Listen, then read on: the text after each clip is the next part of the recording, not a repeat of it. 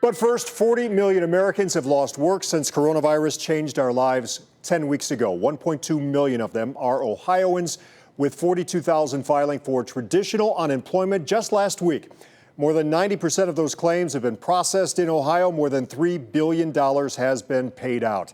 And it doesn't matter if you're still working. Ohio's new pandemic unemployment assistance system will still cost you. 5 on your side investigator Sarah Buttison tells us how much taxpayer money the state spent to set this up. It was basically overnight, things just completely changed. Amanda Anthony was driving for Uber Eats when coronavirus caused customers to disappear. Normally, I would be getting nonstop dings.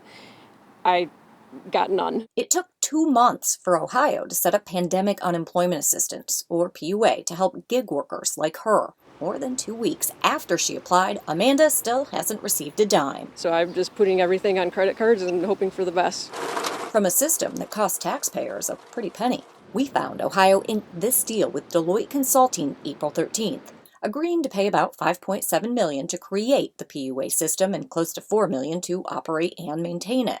The cash will mostly pay personnel. 150 workers will make $59 an hour to run the PUA call center. The person overseeing the system will earn $260,000 over 26 weeks. I think in general, this looks like an average sort of contract. Michelle Evermore is an unemployment insurance expert with the National Employment Law Project.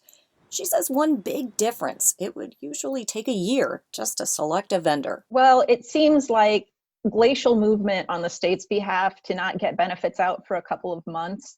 I mean, they set up a brand new system. It's heartbreaking and very frustrating that our system isn't able to deliver for every person that needs help. Ohio Jobs and Family Services Director Kimberly Hall spent 4 hours yesterday being grilled about PUA problems and other unemployment issues by state lawmakers. She says Ohio selected Deloitte because they already had a system. Needing to rapidly get something out the door, we elected to go with that vendor. I'm surprised that they spent that much money on a system that doesn't really seem to work. Ohio was one of the slowest states to launch PUA. When it went live, some workers were mistakenly blocked from applying.